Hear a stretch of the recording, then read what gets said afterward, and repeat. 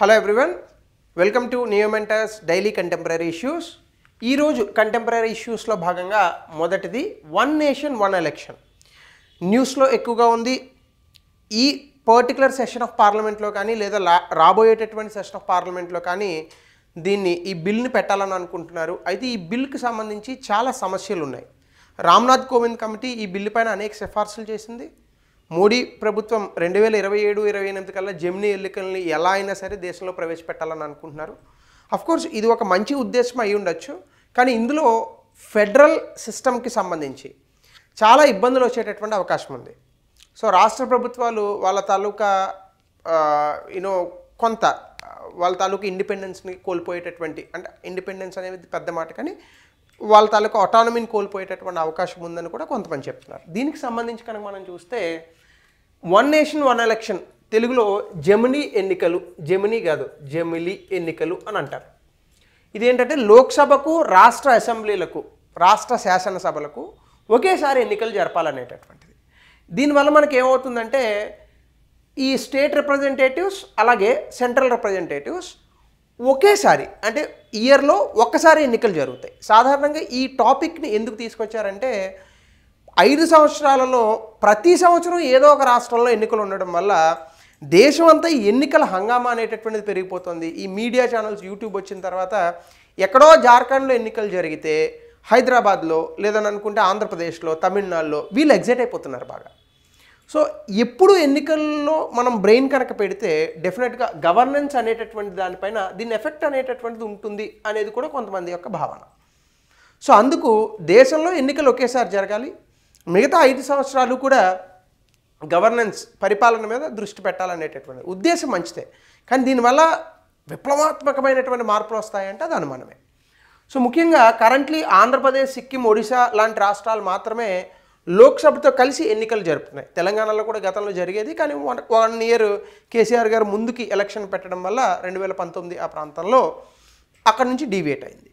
So దీనికి సంబంధించి ఒకవేళ వన్ నేషన్ వన్ ఎలక్షన్ పెడితే అడ్వాంటేజెస్ ఏమంటున్నారంటే దాదాపుగా ప్రభుత్వానికి ఈసారి ఎన్నికల ఖర్చు 60,000 కోట్లు అయిందట. ఈ ఖర్చును తగ్గించచ్చు అని అంటున్నారు. కానీ చాలామంది మర్చిపోయేటటువంటి పాయింట్ ఏంటంటే ప్రభుత్వం పెట్టుకునేటటువంటి ఖర్చు కన్నా ప్రజాప్రతినిధులు తాము ఎన్నికల్లో గెలవడానికి పెట్టే ఖర్చు కొన్ని లక్షల కోట్లు ఉంది భారతదేశంలో. సో ఈ ఖర్చు తగ్గొచ్చు, నేను కాదని అనట్లేదు, కానీ ఇప్పుడు ఒక ఎమ్మెల్యే సీట్కి ఎంతండి? దాదాపుగా ఒక 30 నుంచి 40 కోట్లు ఈజీగా ఉంటుంది కదా. ఎంపీ అయితే ఒక 100 కోట్లు ఉంటుంది కదా. సో మొత్తంగా మన దేశంలో ఎన్ని అసెంబ్లీ సీట్స్ ఉన్నాయి? ఆంధ్ర తెలంగాణలోని కలిపి మనకి గతంలో 293 ఉండే కదా, 300 వేసుకుందాం అటు ఇటుగా. ఒక్కొక్క ఎమ్మెల్యే సీటుకి 20 కోట్లు వేసుకున్నా ఓన్లీ ఆంధ్రప్రదేశ్, తెలంగాణ 2 రాష్ట్రాల్లో కలిపే 60,000 కోట్లు బ్లాక్ మనీ ఖర్చు అవుతుంది. సో ఇలాంటివి ఎన్ని రాష్ట్రాలు ఉన్నాయి? కొన్ని మంచి రాష్ట్రాలని అనుకుందాం, 10 రాష్ట్రాలకి వేద్దాం. 60,000 కోట్లు ఇంటూ 10 రాష్ట్రాలు వేసుకున్నా 6 లక్షల కోట్లు అయింది. సో దీని గురించి ఎవరు మాట్లాడట్లా. ఓటుకు నోటు కానీ లేదా ప్రజలకి మనం ఈ ఓటుకి సంబంధించి అవగాహన కల్పించుకోవడం కానీ, కేవలం ఈ 60,000 కోట్లని 30,000 కోట్లు చేసేద్దాం అని అనుకుంటున్నారు. కానీ దీనివల్ల ప్రజాస్వామ్యం అనేటటువంటిది పరిడవిల్లుతుందా? ప్రజలకి ఓటు ఎందుకు వేస్తున్నాము, మన ఓటు వల్ల ఏ మార్పు రావాలి, ఎవరికి ఓటేయాలి అనేటటువంటి అంశాలను చెప్పకుండా కేవలం జెమినీ ఎన్నికలు తీసుకురావడం వల్ల ఎంతవరకు మార్పు వస్తుందని కొంతమంది అడుగుతున్నారు. న్యూస్ పేపర్ ఆర్టికల్స్లో కూడా వచ్చాయి. సో ఇది బట్ ప్రభుత్వం చెప్పేది మంచి ఉద్దేశమే, నేనేం ప్రభుత్వ ఉద్దేశాన్ని తప్పు పట్టట్లేదు, కానీ దాన్ని లోతైన అవగాహన కనుక చేసుకుంటే దీనివల్ల వచ్చేటటువంటి అమోఘమైనటువంటి ఏదో యుగం మారిపోద్ది అన్నంత ఎఫెక్ట్ ఉండకపోవచ్చు. అలాగే లాజిస్టికల్ ఎఫిషియన్సీ, దీంతోపాటు పోల్ ఆఫీసర్స్ని, సెక్యూరిటీ ఫోర్సెస్ని ఎప్పుడు ఎన్నికలు జరిగినా కూడా ఈ పోలీసు లేదా సిఆర్పిఎఫ్ ఇలాంటి వాళ్ళని డిప్లాయ్ చేయడం, లేదా వాళ్ళు గవర్నమెంట్ ఉద్యోగస్తుల్ని ఎన్నికల కోసం తీసుకురావడం అనేటటువంటి సర్వసాధారణంగా జరిగేటటువంటి ప్రక్రియ. ఈ లాజిస్టికల్ ఎఫిషియన్సీని వేగంగా పెంచవచ్చు, ఎందుకంటే ఒకేసారి ఎన్నికలు జరుగుతాయి కాబట్టి ఈజీగా ఒక్కసారే వీళ్ళని డిప్లాయ్ చేస్తే సరిపోతుంది. అలాగే ఇంకొక పాజిటివ్ కూడా ఏం చెప్తున్నారంటే ఓటింగ్ పర్సంటేజ్ పెరగచ్చు, అది కూడా చెప్తున్నారు. అంటే లోక్సభ ఎన్నికలకి ఒకసారి, అసెంబ్లీ ఎన్నికలకు ఒకసారి ప్రజలకు ఓటేయడానికి బద్ధకం వస్తుంది. 2 ఒకేసారి ఉన్నాయనుకోండి, ఓటింగ్ పర్సంటేజ్ కూడా పెరిగే అవకాశం ఉందని చెప్తున్నారు. అయితే ఇందులో కొన్ని ఇబ్బందులు కూడా ఉన్నాయి. సాధారణంగానే రాష్ట్ర శాసనసభ ఎన్నికలు, కేంద్ర ప్రభుత్వంలో ఎన్నికలు జరిగినప్పుడు జనరల్గా దేశానికి సంబంధించిన టాపిక్స్ డామినేట్ చేస్తాయి. సో అలాంటి సందర్భాల్లో రాష్ట్ర ప్రభుత్వాల్లో ఉన్నటువంటి పార్టీలకు, ముఖ్యంగా రీజనల్ పార్టీస్కి మనుగడ తగ్గేటటువంటి అవకాశం ఉందని కూడా కొంతమంది ఒపీనియన్స్ ఉన్నాయి. ఈవెన్ దాదాపుగా 15 రాష్ట్రాలు దీన్ని వ్యతిరేకిస్తున్నాయి. 20కి పైగా రాజకీయ పార్టీలు, ముఖ్యంగా తృణమూల్ కాంగ్రెస్ లాంటి కాంగ్రెస్ పార్టీస్ కానీ, లేదా ఇక్కడ కేసీఆర్ గారి పార్టీ కానీ, ఇట్లాంటి వాళ్ళు వ్యతిరేకిస్తున్నారు ఆబ్వియస్గా. అలాగే గవర్నెన్స్ కంటిన్యూటీ, అలాగే తక్కువ ఎలక్షన్ డిస్ట్రప్షన్స్ ఉంటాయి. సాధారణంగా మనకి ఎలక్షన్ జరిగేటప్పుడు మోడల్ కోడ్ ఆఫ్ కాండక్ట్ అనేటటువంటిది ఉంటుంది. ఈ మోడల్ కోడ్ ఆఫ్ కాండక్ట్ అనేటటువంటిది ఏదైతే ఉందో ఇది ప్రతిసారి రావడం వల్ల మనకి డిస్ట్రప్షన్స్ వస్తున్నాయి గవర్నెన్స్లో. ఆ సమయానికి ఏ పాలసీలు చేయలేకపోవడం, ఆల్మోస్ట్ ఆల్ ప్రభుత్వం అంతా కుదేలవుతుంది. సో దీనివల్ల కూడా మనకు కొన్ని ఇబ్బందులు ఉన్నాయని చెప్తున్నారు. డిసడ్వాంటేజెస్, దాదాపుగా 18 చోట్ల రాజ్యాంగాన్ని అమెండ్మెంట్ చేయాలంట. అందులో ముఖ్యంగా 83, 85, 172, 174, 356 ఆర్టికల్స్ని ఎక్కువగా చేయాలి. ఎందుకంటే ముఖ్యంగా ఇక్కడ కేంద్ర ప్రభుత్వానికి సంబంధించి ఇది కొంచెం లెంగ్దీ టాపిక్, అందుకని కొంచెం ఎక్కువ చెప్తున్నాను. ఇప్పుడు కేంద్ర ప్రభుత్వం కూడా ఏం చెప్తుంది, ఇప్పుడు ఫర్ ఎగ్జాంపుల్ 5 years ఎలక్షన్లు పెడతారు. ఇప్పుడు 2027లో ఎన్నికలు జరిగాయి. నెక్స్ట్ ఎన్నికలు ఎప్పుడు జరగాలి, 2032లో జరగాలి. ఇప్పుడు 2032లో ఏదైనా ఒక రాష్ట్ర ప్రభుత్వం కూలిపోయి 2030లో ఎన్నికలు జరిగాయి అనుకోండి, ఇప్పుడు ఈ ప్రభుత్వం 2032 వరకు ఉంటుందంట. అంటే 2 సంవత్సరాలే ఉంటుంది రాష్ట్ర ప్రభుత్వం. మరి అప్పుడు ఆ రాజకీయ పార్టీలకి అంత కష్టపడి గెలిచినా కూడా వాళ్ళకి ఉపయోగం లేనట్టే కదా. 2, ఒకవేళ కేంద్ర ప్రభుత్వము 2027లో వచ్చింది, 2030లో కేంద్ర ప్రభుత్వం పడిపోయింది అనుకోండి, అప్పుడు అన్ని రాష్ట్ర ప్రభుత్వాలని మళ్ళీ రద్దు చేస్తారు. సో కేంద్ర ప్రభుత్వం తన తాలూకా అస్తిత్వాన్ని చూపించుకుంటే రాష్ట్ర ప్రభుత్వాలు ఎందుకు భరించాలి? సో ఈ అంశం కూడా వస్తుంది ఆబ్వియస్గా. సో కాన్స్టిట్యూషనల్ అమెండ్మెంట్స్ కావాలి. అలాగే ఎర్లీ డిజల్యూషన్, ఈ early dissolution especially state government or central గవర్నమెంట్ని ఏదైనా ప్రభుత్వాలు మధ్యలో పడిపోతే దాన్ని ఎలా హ్యాండిల్ చేస్తాం అనే దానికి అంత కన్విన్సింగ్ ఆన్సర్ అనేటటువంటిది ఇవ్వట్లేదు. రీజనల్ పార్టీస్, ముఖ్యంగా లోకల్ పార్టీస్ ఏవైతే ఉన్నాయో, టీఆర్ఎస్ పార్టీ కానీ, తెలుగుదేశం పార్టీ కానీ, వైఎస్ఆర్సీపీ పార్టీ కానీ, డిఎంకే, అన్నా డిఎంకే, ఈ పార్టీలు నేషనల్ ఎజెండాతో ఓవర్ షాడో అయ్యేటటువంటి అవకాశం ఉంది. ఇది కూడా చెప్తున్నారు. అలాగే ఈవీఎం కాస్ట్లు నియర్లీ 10,000 కోట్లు every year 15 years for new EVMs అనేటటువంటి వాటికి చేయాల్సి వస్తుంది. సో ఈ రికరింగ్ కాస్ట్లు అనేటటువంటివి కూడా పెరుగుతాయి, ఈవీఎంకి పెరుగుతాయని కూడా అంటున్నారు. ఎందుకంటే ఎక్కువ ఈవీఎంలు కావాల్సి వస్తుంది అప్పుడు. అలాగే అపోజిషన్ క్రిటిసిజం ఏమంటుందంటే కాంగ్రెస్, ఆమ్ ఆద్మీ పార్టీలు ఇవన్నీ అన్డెమోక్రటిక్, అలాగే సమాఖ్య వ్యవస్థకి ఇది విరుద్ధము, రాజ్యాంగ స్ఫూర్తికి and basic structure of the constitution కూడా ఇది విరుద్ధం అని కూడా చెప్తున్నాయి. సో ఎంతవరకు చేస్తారనేది చూడాలి. అయితే పబ్లిక్ ఒపీనియన్ మాత్రం 21,000 సజెషన్స్ భారత ప్రభుత్వానికి వచ్చాయి, కానీ 140 కోట్లలో 21,000 అంటే చాలా తక్కువ కదండి. కానీ ఈ వచ్చిన సజెషన్స్లో కూడా 81% ఆఫ్ ద పీపుల్ దీనికి ఫేవర్గా ఉన్నారు. సో దీని మీద ఇలాంటి వాటి మీద రెఫరెండం లాంటివి కూడా పెడితే బాగుంటుంది, కానీ ప్రజలకంత అవగాహన ఉన్నదా అనేటటువంటిది సమస్య. ఇక second topic, centre 8 new smart సిటీస్ని న్యూ సిటీస్ స్కీమ్ అనేటటువంటి ఒక పథకం కింద తీసుకొస్తుంది. Ministry of housing and urban areas, ఈ మంత్రిత్వ శాఖ స్మార్ట్ సిటీ మిషన్ ఆల్రెడీ తీసుకొచ్చారు, దీన్ని ఎక్స్టెండ్ చేస్తున్నారనమాట. సో దీనికి దాదాపుగా 8,000 కోట్ల రూపాయలు 8 కొత్త నగరాలను సృష్టించడానికి లేదా తయారు చేయడానికి ఖర్చు పెడుతున్నారు. ర్యాపిడ్ అర్బనైజేషన్, వేగవంతంగా పట్టణీకరణ అనేటటువంటిది ఇందులో జరుగుతుందన్నమాట. అయితే ఒక స్టేట్కి ఓన్లీ 1 ప్రపోజల్ మాత్రమే ఉంటుంది. అంటే ఒక రాష్ట్రంలో 2 స్మార్ట్ సిటీలు పెట్టడానికి ఒప్పుకోరు. సో ఈ రకంగా ఇది తీసుకొస్తున్నారు. దీనికి ఒక ఎక్స్పర్ట్ కమిటీని వేశారు, అందులో కొన్ని పారామీటర్స్ అండ్ ఎలిజిబిలిటీ కండిషన్స్ తీసుకొస్తారు. 28 ప్రపోజల్ 23 రాష్ట్రాల నుంచి వచ్చాయి. ముఖ్యంగా ఆంధ్రప్రదేశ్లో కొప్పర్తే, it is very similar to మన అమరావతి ఇలాంటి మోడల్ అని అనుకోండి. అలాగే అరుణాచల్ ప్రదేశ్లో గుమిన్ నగర్, అలాగే గోవాలో ఒక సిటీ ఉంది, కేరళ, తమిళనాడు, ఇలా మొత్తంగా చాలా రాష్ట్రాలు వచ్చాయి. ఖచ్చితంగా ఆంధ్రప్రదేశ్కి అప్రూవల్ అయితే అవుతుంది, ఎందుకంటే ఇప్పుడు కేంద్ర ప్రభుత్వం ఆంధ్రప్రదేశ్ మీద డిపెండ్ అయింది కాబట్టి డెఫినెట్గా ఇందులోంచి 2,000 కోట్లు 1,000 కోట్లు తెచ్చుకుంటారు. అలాగే స్మార్ట్ సిటీ మిషన్ మనకి ఆల్రెడీ మీకు తెలిసిందే. స్మార్ట్ సిటీ మిషన్ అంటే దేశవ్యాప్తంగా 100 స్మార్ట్ సిటీలను మనము తయారు చేయాలనేటటువంటిది దాని తాలూకా మెయిన్ ఆబ్జెక్టివ్. దీనికి దాదాపుగా 1,65,000 కోట్ల రూపాయలు వర్తైనటువంటి 8,000 ప్రాజెక్టుని కేంద్ర ప్రభుత్వం ఓకే చేసింది. ఇంటిగ్రేటెడ్ కమాండ్ కంట్రోల్ సెంటర్స్ లాంటి వాటిని తీసుకొని అన్ని సిటీస్లోని కూడా ఎవ్రీథింగ్ స్మార్ట్ మొబిలిటీ కానీ, ఇన్ఫ్రాస్ట్రక్చర్ కానీ అన్నీ స్మార్ట్గా ఉండాలని అనుకున్నారు. లైక్ 83,000 సీసీటీవీ కెమెరాస్ మానిటరింగ్ కోసం, 9,400 వైఫై హాట్స్పాట్స్, 7,300 ప్రాజెక్ట్స్, 1,47,000 కోట్లతో ఆల్రెడీ కంప్లీట్ చేశారు. ఇంకొక 714 ప్రాజెక్టులు లైన్లో ఉన్నాయి. ఇవన్నీ కేంద్ర ప్రభుత్వం 2014 తర్వాత 15 ప్రాంతంలో పెట్టినటువంటి స్మార్ట్ సిటీ మిషన్కి సంబంధించినటువంటి అప్డేటెడ్ డేటా టిల్ నౌ. అలాగే ఒక కాన్సెప్ట్లో మనకి ఆఫ్రికాలో డిసీజ్ ఎక్స్ అనేటటువంటి ఒక కొత్త జబ్బు వచ్చింది. ఏంటి ఇది అంటే డిసీజ్ ఎక్స్ అనేటటువంటిది డెమోక్రటిక్ రిపబ్లిక్ ఆఫ్ కాంగో అనో దేశం ఉంది, ఆఫ్రికాలో మధ్యలో ఉంటుంది. ఇక్కడ కొత్తగా వచ్చిందనమాట. ఇది గతంలో మనకి కరోనా వచ్చిందే ఆ మాదిరిగా ఉందన్నమాట. ఫ్లూ లైక్ సిమ్టమ్స్, ముఖ్యంగా శ్వాసకోశ సంబంధిత వ్యాధులు లాంటివి. ఈ మధ్యకాలంలో దీనికి ఫీవరు, హెడేక్, దగ్గు, బ్రీతింగ్ డిఫికల్టీస్ వస్తున్నాయంట.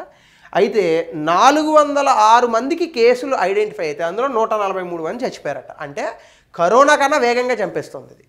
మరొక మహమ్మారి మొదలవుతోంది. సో ప్రపంచవ్యాప్తంగా మళ్ళీ మాస్కులు పెట్టుకునేటటువంటిది, మళ్ళీ లాక్డౌన్ విధించేటటువంటిది రాకూడదని కోరుకుంటున్నాం. సో ఫస్ట్ ఇది అక్టోబర్ 2024లో రిపోర్ట్ అనేటటువంటిది వచ్చింది. ముఖ్యంగా వాంగో అనేటటువంటి ప్రొవిన్స్లో ఇది వచ్చిందని చెప్తున్నారు. పూర్ ఇన్ఫ్రాస్ట్రక్చర్ ఉండడం, అక్కడ హెవీ రైన్ఫాల్స్ రావడము, ఈ కారణంగా అక్కడ రెస్పాన్సెస్ వాళ్ళకి ఇవ్వడం కూడా డిలే చేస్తున్నారు. దీనివల్ల కూడా అధికంగా చనిపోయారని చెప్తున్నారు. ఎందుకంటే జబ్బు వచ్చిన తర్వాత దాన్ని ట్రీట్ చేస్తే తగ్గుద్ది, ట్రీట్ చేయకపోతే చనిపోతారు ఆబ్వియస్గా. సో కొన్ని స్పెషల్ టీమ్స్ని కూడా డిప్లాయ్ చేసింది World health Organization emergency response, గతంలో ఉన్నటువంటి ఎక్స్పీరియన్సెస్ దృష్ట్యా. ప్యాథోజన్ శాంపిల్స్ని కలెక్ట్ చేస్తున్నారు. ట్రాన్స్మిషన్ ప్యాటర్న్స్ అంటే ఒక వ్యక్తి నుంచి మరొక వ్యక్తికి ఇది ఎలా అంటుకుంటుందో అనే దాని మీద స్టడీ చేస్తున్నారు. హెల్త్ సెంటర్స్ అండ్ కమ్యూనిటీస్ని ఏర్పాటు చేశారు. ప్రిలిమినరీ ఫైండింగ్స్ ఏం చెప్తున్నారంటే న్యూమోనియా, ఇన్ఫ్లుయెంజా, కోవిడ్-19 ఏ రకంగా అయితే ఇది వచ్చిందో ఆ రకంగానే వచ్చిందని చెప్తున్నారు. అయితే సమస్య ఏంటంటే మలేరియా లాగా కూడా ఇది వచ్చే అవకాశం ఉంది. అంటే దోమకాటు వల్ల కూడా వచ్చిందని ఇంక చచ్చినామే మనం. అట్లీస్ట్ కోవిడ్ దోమకాటు వల్ల రాలేదు, ఇది దోమకాటు వల్ల కూడా వచ్చిందనుకోండి, ఇంక మళ్ళీ దోమలు కొట్టుకోవడం, వాటిని చంపుకోవడం ఇవన్నీ జరుగుతాయి. సో దయచేసి భారతదేశానికి రాకూడదని మనం అందరం కూడా ప్రార్థిద్దాం. అలాగే దీనికి సంబంధించి అవుట్బ్రేక్ డీటెయిల్స్ చూస్తే ఇది 2024 అక్టోబర్లోనే వచ్చింది ఈ డిసీజ్. ఇది ఇందాక చెప్పినట్టుగానే డెమోక్రటిక్ రిపబ్లిక్ ఆఫ్ కాంగో. దీనికి సిమ్టమ్స్ జ్వరము, హెడేక్, దగ్గు, రన్నింగ్ నోసు, బాడీ పెయిన్స్ వస్తాయి. సివియర్ కేసు ఎప్పుడవుతుందంటే బ్రీతింగ్ డిఫికల్టీస్, ఊపిరి పీల్చుకోవడం ఇబ్బందిగా ఉంటే చనిపోతారు. ఆల్రెడీ డిసీజ్ ఎక్స్ వల్ల అఫీషియల్గా 31 మంది చనిపోయారు. అన్అఫీషియల్గా లోకల్ రిపోర్ట్స్ ప్రకారం 143 మంది దీనికి చనిపోయారని చెప్తున్నారు. ముఖ్యంగా క్వాంగో ప్రొవిన్స్ అనేటటువంటి దానికి సంబంధించి ఈ లొకేషన్ ఏదైతే ఉందో ఈ లొకేషన్లో వచ్చింది. ఒక్క హ్యాపీ థింగ్ ఏంటంటే ఇందులో ఇవన్నీ కాసేపు పక్కన పెడితే ఈ వాంగో ప్రొవిన్స్ అనేటటువంటిది డెమోక్రటిక్ రిపబ్లిక్ ఆఫ్ కాంగో మిగతా ప్రాంతాలకి చాలా దూరంగా ఉంటుందంట, ఐసోలేటెడ్ ప్లేస్. సో దానివల్ల ఇది మిగతా వాళ్ళకి స్ప్రెడ్ అవ్వకుండా ఆపడానికి అవకాశం ఉంది. ముఖ్యంగా రోడ్డు కండిషన్స్ అక్కడ బాగోకపోవడం వల్ల, అధికంగా వర్షం కురవడం వల్ల అక్కడ రెస్పాన్సెస్ కూడా డిలేడ్గా జరుగుతున్నాయి. అంత వేగంగా చర్యలు అనేటటువంటివి చేయలేకపోతున్నారు. సో కాబట్టి దీన్ని కనుక ఆపితే డెఫినెట్గా మనం అందరం మళ్ళీ ఇబ్బంది పడాల్సిన అవసరం లేదు. అయితే ఇక్కడ మనం రెడీగా ఉండాల్సింది ఏంటంటే మనకి తెలియనటువంటి ప్యాథోజన్స్ వల్ల ఈ వచ్చేటటువంటి డిసీజెస్ కనుక మనకి దగ్గరికి వస్తే వీటి నుంచి మనల్ని మనం ఎలా కాపాడుకోవాలి అనేటటువంటి అంశం మీద మనం కొంచెం వర్కౌట్ చేయాల్సి ఉంది. ముఖ్యంగా కోవిడ్ లాంటి పరిస్థితుల్లో చేతులకి శానిటైజర్లు రాసుకోవడం, మాస్కులు పెట్టుకోవడం మానేశారు అందరూ. సో మళ్ళీ అలాంటి థింగ్స్ని బయటికి తీసుకురావాలన్నమాట. So WHO world health organization surveillance సిస్టమ్స్ని వరల్డ్ వైడ్ దీన్ని అలర్ట్ చేసింది. అలాగే రిమోట్ ఏరియాస్, బాగా దూరంగా ఉన్నటువంటి సుదూర ప్రాంతాల్లో హెల్త్ కేర్ కండిషన్స్ని ఇప్పుడు కొంచెం బెటర్ చేస్తున్నారు. అలాగే లోకల్ అథారిటీస్తో కనెక్ట్ అయ్యి ఆ ఏరియా నుంచి జనాలు ఎవరు బయటికి వెళ్లకుండా, లోపల రాకుండా దాన్ని కంటైన్ చేసేటటువంటి ప్రయత్నం చేశారు. ఎక్కువగా ఈ మందులు ఇవన్నీ కూడా పంపించగలిగితే ఫర్దర్గా జనాలు చచ్చిపోయేటటువంటి అవకాశాన్ని తగ్గించే ప్రయత్నం చేయొచ్చు అనమాట. సో ఆ రకంగా WHO తన ప్రయత్నాలను చేస్తోంది. Next topic, Google quantum leap. ఒక కొత్త చిప్ని తయారు చేసింది గూగుల్, దాని పేరు విల్లో. ఒక సూపర్ కంప్యూటర్ సెప్టిలియాన్ టైంలో చేసేటటువంటి కంప్యూటింగ్ని ఈ పర్టికులర్ గూగుల్ విల్లో చిప్ 5 నిమిషాల్లో చేసింది. అదే ఒక సూపర్ కంప్యూటర్కి 10 సెప్టిలియాన్ ఇయర్స్ పడతాయి. సెప్టిలియాన్ అంటే ఎంతో తెలుసా మీకు? 1 ట్రిలియన్ ట్రిలియన్. 1 ట్రిలియన్ ట్రిలియన్ అంటే ఎంత? ట్రిలియన్ అంటే 1,00,000 కోట్లు. ట్రిలియన్ ట్రిలియన్ అంటే ఎంత? 1,00,000 కోట్ల సంవత్సరాలు. అన్ని సంవత్సరాలు పట్టేటటువంటి క్యాలిక్యులేషన్ మళ్ళీ ఇంటూ 10. 1,00,000 కోట్ల సంవత్సరాలు అంటే మళ్ళీ 10,00,000 కోట్ల 1,00,000 కోట్ల సంవత్సరాలు. అంటే ఒకటి పక్కన 25 సున్నాలు వస్తాయి. అన్ని కోట్ల సంవత్సరాలు పట్టే క్యాలిక్యులేషన్ని గూగుల్ ఇప్పుడు తీసుకొచ్చినటువంటి ఒక చిప్ 5 నిమిషాల్లో చేసిందంట, which is definitely a big thing. So ఈ గూగుల్ విల్లో అనేటటువంటి ఒక క్వాంటమ్ చిప్ క్వాంటమ్ కంప్యూటింగ్ వల్ల రానున్నటువంటి రోజుల్లో మన ఎలక్ట్రానిక్ డివైజెస్ ఎంత వేగవంతంగా పనిచేస్తాయి అని చెప్పడానికి ఇది ప్రత్యక్ష నిదర్శనం. సో 10 లక్షల కోట్ల సంవత్సరాలు పట్టేటటువంటి క్యాలిక్యులేషన్స్ని 5 నిమిషాల్లో చేసింది చిప్. ఆ చిప్ పేరు పిల్లో అనుకుంటారు, విల్లో. సో దీనికి ర్యాండమ్ సర్క్యూట్ శాంప్లింగ్ అనేటటువంటి ఒక టెస్ట్ ద్వారా దీన్ని నిర్వహించారు. ఇది ఎర్రర్స్ని తగ్గిస్తుందట. 30-year ఓల్డ్ ఛాలెంజ్, అంటే 30 సంవత్సరాల నుంచి క్వాంటమ్ కంప్యూటర్లో మనం ఉన్నటువంటి సవాళ్ళను ఇది పూర్తి చేస్తుందని చెప్తున్నారు. దీని కారణంగా డ్రగ్ డెలివరీ కానీ, అంటే మనం ఒంట్లో ఒక మందు వేసినప్పుడు, మందు అంటే ఆ మందు కాదు, ట్యాబ్లెట్స్, అది ఎఫెక్టివ్గా పనిచేయడానికి ఈ క్వాంటమ్ కంప్యూటింగ్స్లో మనం బెటర్గా సిమ్యులేషన్ మోడల్స్ అవి చేయొచ్చు. అలాగే బ్యాటరీ టెక్నాలజీ సిమ్యులేషన్స్ కానీ, క్లీన్ ఎనర్జీ కానీ, క్రిప్టోగ్రఫీ కానీ, వీటన్నిటికీ సంబంధించి ఈ యొక్క చిప్ అనేటటువంటిది చాలా అద్భుతమైనటువంటి డెవలప్మెంట్స్ని తీసుకొస్తుంది. ఎందుకంటే రానున్న రోజుల్లో ఆర్టిఫిషియల్ ఇంటెలిజెన్స్ తర్వాత నెక్స్ట్ టెక్నాలజీ క్వాంటమ్ కంప్యూటింగే, అందులో అనుమానం లేదు.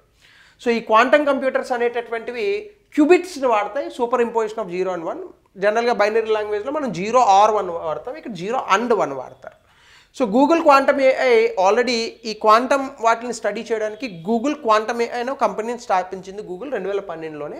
ఇక్కడ క్వాంటమ్ కంప్యూటింగ్ గురించి రీసెర్చ్ చేస్తారు. సో 10 septillion years అంటే ఇంకో ఇన్ని సున్నాలు ఉంటాయి, ఇన్ని సున్నాలు ప్లస్ సంవత్సరాలు, అంటే అసలు మనిషి బ్రతుకుంటాడో లేదో కూడా అనుమానమే. సో గతంలో క్వాంటమ్ కంప్యూటింగ్లో సెన్సిటివిటీ, వైబ్రేషన్స్ ఇలాంటివన్నీ వచ్చాయి. ఈ విల్లో అనేటటువంటి చిప్పు ఆ పాత ఇష్యూస్ అన్నింటినీ కూడా ఓవర్కమ్ చేసిందని చెప్తున్నారు. సో ఇది ఖచ్చితంగా మనకి ఎగ్జామినేషన్లో క్వశ్చన్గా అడిగే అవకాశం ఉంది. Next, open AI, chat GPT ఉంది కదా, వాళ్ళు సొరా టర్బో అనేటటువంటి ఏఐ జనరేషన్ ఒక కాన్సెప్ట్ని తీసుకొచ్చారు. ఇప్పుడు మీ అందరికీ చాట్ జీపీటీ గురించి ఆల్రెడీ తెలిసే ఉంటుంది. Right A story for me అని అనగానే చాట్ జీపీటీ రాస్తుంది. ఇప్పుడు ఈ సోరా టర్బోతో మనం ఏం చేయొచ్చు అంటే ఒక వీడియోని కూడా తయారు చేయొచ్చు. ఆల్రెడీ డీప్ ఫేక్ వీడియోస్ వస్తున్నాయి కదా, నిన్న కూడా ఒకటి వచ్చింది. అంతకుముందు రష్మిక మందాన గారి మీద వచ్చింది, నిన్న ముఖేష్ అంబానీ గారి మీద ఆయన ఎవరో ఒక ఇది చేస్తున్నట్టుగా ఒక డీప్ ఫేక్ వీడియో వచ్చిందనమాట. సో ఇట్లాంటి ఫేక్ వీడియోస్ అవి ఆర్టిఫిషియల్ ఇంటెలిజెన్స్తో ప్రమాదకరమే. ఇప్పుడు దాన్ని చాట్ జీపీటీ ఇట్లా కాకుండా మనం ఏదైనా ఒకటి ఇస్తాం, ఫర్ ఎగ్జాంపుల్ రెయిన్ఫాల్ పడుతున్నట్టు మాకు ఒక వీడియో ఇవ్వని అనగానే ఇది రెయిన్ఫాల్ పడుతున్నట్టు వీడియో తీసుకొస్తుంది. దాని పేరు సోరా టర్బో. 20 seconds వరకు ఒక వీడియోని సృష్టించవచ్చు. వీడియో రెజల్యూషన్ 1080 పిక్సెల్ ఉంటుందంట. Chat GPT plus chat GPT pro యూజర్స్కి మాత్రమే ఇది అవైలబుల్గా ఉంటుంది. ఒక టెక్స్ట్ని వీడియోగా మారుస్తుంది. ఫ్రేమ్ యాంటిసిపేషన్ అండ్ వీడియో కన్సిస్టెన్సీతో డిఫ్యూజన్ మోడల్ అనేటటువంటిది ఇక్కడ వర్క్ అవుతుంది. స్టోరీ బోర్డ్ ఇంటర్ఫేస్ అనేటటువంటిది ఉంటుంది. సో అది ఫ్రేమ్ ఇన్పుట్స్ను మార్చుకుంటూ ఇమేజ్ల రూపంలో తయారు చేసి దాన్ని వీడియోగా కంబైన్ చేస్తుంది. సో ఆ రకంగా ఇది వచ్చింది మనకి. Chat GPT plus 50 videos per month చేయొచ్చు అంట, 480 పిక్సెల్. ఫియర్ వీడియోస్ 720 పిక్సెల్తో చేయొచ్చు. Chat GPT pro videos various aspect రేషియోలో చేసుకోవచ్చు. అంటే ఫర్ ఎగ్జాంపుల్ మీరు ఇప్పుడు షార్ట్స్ కానీ లేదా జనరల్ యూట్యూబ్ వీడియోస్ కానీ ఇవన్నీ కూడా దీంతోనే చేయొచ్చు. అయితే మీరు ఎంత అద్భుతంగా టెక్స్ట్ ఇచ్చారన్న దాని మీద వీడియో బయటకు వస్తుంది. అలాగే విజిబుల్ వాటర్ మార్క్స్ అనేటటువంటివి వేయచ్చు మిస్యూజ్ చేయకుండా ఉండడానికి. అలాగే harmful content, sexual, deep fake videos, child అబ్యూస్ని కంప్లీట్గా తీసేశారు. ఒకవేళ మీరు అలాంటి వీడియో చేయమని ఇచ్చినా కూడా అది తీసుకోదన్నమాట. అలాగే public data sets, shutter stocks, .5 AI ఇవన్నీ ఉన్నాయి కదా, ఇవన్నీ ఈ డేటా సోర్స్ నుంచి తీసుకుంటుంది. ఇప్పుడు ఫర్ ఎగ్జాంపుల్ షట్టర్ స్టాక్ అనేది ఉందనుకోండి, ఇండియా స్పేస్ నుంచి ఎలా ఇమేజ్ కనిపిస్తుందని కొడితే మీకు ఆ ఇమేజ్ వస్తుంది. సో అలాంటి దాని నుంచి ఇమేజ్లు తీసుకుంటుంది అనమాట ఇది. దాంతోపాటుగా C2PA స్టాండర్డ్స్ అని ఉంటాయి. ఏంటంటే అథెంటిసిటీ ఆఫ్ ద కంటెంట్ గురించి మాట్లాడుతుంది C2PA అనేటటువంటి కంప్లైన్స్. ఆ కంప్లైంట్స్కి లోబడి మాత్రం మీరు వీడియోలు చేస్తుంది, చెత్త వీడియోలు చేయదన్నమాట. అలాగే న్యూ అకౌంట్ క్రియేషన్స్ అనేవి టెంపరీగా రెస్ట్రిక్ట్ చేశారు, అందరికీ ఇవ్వట్లేదు. సో రానున్న రోజుల్లో అందరికీ దీన్ని అందుబాటులోకి తీసుకొస్తుంది ఓపెన్ ఏఐ. అలాగే India heritage conservation project shine at UNESCO, United Nations Education, Social and Cultural Organization అనేటటువంటి సంస్థ కొన్ని ఆసియా పసిఫిక్లో ఉన్నటువంటి కొన్ని హెరిటేజ్ అంటే మన పూర్వపు కట్టడాలు ఏవైతే ఉన్నాయో వాటికి అవార్డులు ఇచ్చింది. ఇది 2024 అవార్డులో భాగంగా భారతదేశంలో 2 ప్రాజెక్టులకు అవార్డులు దక్కినాయి. ఒకటి ఆ టెంపుల్ పేరు కొంచెం గట్టిగా ఉంటుంది, తమిళనాడు పేర్లు కదా. సో అబాయత్ సహయేశ్వర టెంపుల్ కన్జర్వేషన్ ప్రాజెక్ట్ చిన్నగా చెప్పుకుందాం, తమిళనాడులో ఉంది. ఇది అవార్డ్ ఆఫ్ డిస్టింక్షన్ అనే అవార్డు ఇచ్చారు. అలాగే BJPCI conservation project, nothing to do with BJP party, మహారాష్ట్రలో ఉంది. అవార్డ్ ఆఫ్ మెరిట్ ఇచ్చారు దీనికి. ఇలా 8 విన్నర్స్ ఉన్నారు. అందులో అంటే 8 దేశాలకి వచ్చాయి. అందులో భారతదేశానికి 2 అవార్డులు రావడం జరిగింది. సో అభయత సహేశ్వర టెంపుల్ అనేటటువంటిది కన్జర్వేషన్ ప్రాజెక్ట్. ఇది తుక్కచ్చి అనేటటువంటి ప్రాంతంలో ఉంది తమిళనాడు, నాకు కూడా తెలియదు. సో దక్షిణామూర్తి ఉంటాడు కదా, శివుడికి మరో రూపం, ఆయనకి ఈ టెంపుల్ అనేటటువంటిది ఉందన్నమాట. ఎప్పుడో 7th centuryలో కట్టారట ఇది. సో ఇందులో చాలా అద్భుతమైనటువంటి విషయాలు ఉంటాయి. తెవారం అనేటటువంటి ఒక తమిళ్ టెక్స్ట్ రాసి ఉంటుంది అక్కడ. పట్టడల్ పెట్రా స్థలం అని ఒకటి ఉంటుంది. సో ఇవన్నీ కూడా మీరు కొంచెం హెరిటేజ్ చదివితే క్లియర్గా ఉంటుంది. నేనైతే కేవలం పేరు మాత్రమే చెప్తున్నాను, అందులో ఉన్న కల్చర్ గురించి చెప్పట్లేదు, ఎందుకంటే ఓన్లీ ఈ పేరు అడిగితే మీకు ఉపయోగపడుతుందని. టెంపుల్ గురించి చెప్పాలంటే మళ్ళీ ఫొటోస్ అవన్నీ వేయాలి, ఇంకొక క్లాస్లో మనం ఎప్పుడైనా చూద్దాం.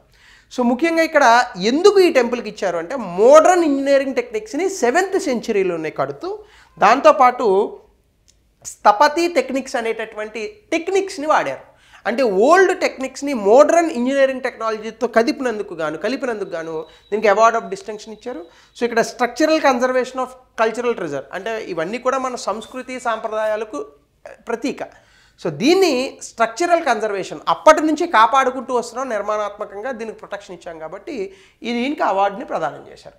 అలాగే బైరామ్జీ జిజీబోయ్ పార్సీ చారిటబుల్ ఇన్స్టిట్యూషన్ ముంబైలో ఉంది. 1908లో ఇది గోతిక్ ఆర్కిటెక్చర్ స్టైల్లో కట్టారు. ఇదేంటంటే ఎకనామికలీ వీకర్ సెక్షన్స్, వెనకబడినటువంటి వర్గాలు, ఆర్థికంగా ఉన్న వాళ్ళకి, కులం మతం ఏమీ చూడరు, వాళ్ళకి ఎడ్యుకేషన్ ప్రొవైడ్ చేస్తారు వీళ్ళు. సో వీళ్ళకి కూడా ఒక అవార్డు అనేటటువంటిది వచ్చింది, మెరిట్ అవార్డు.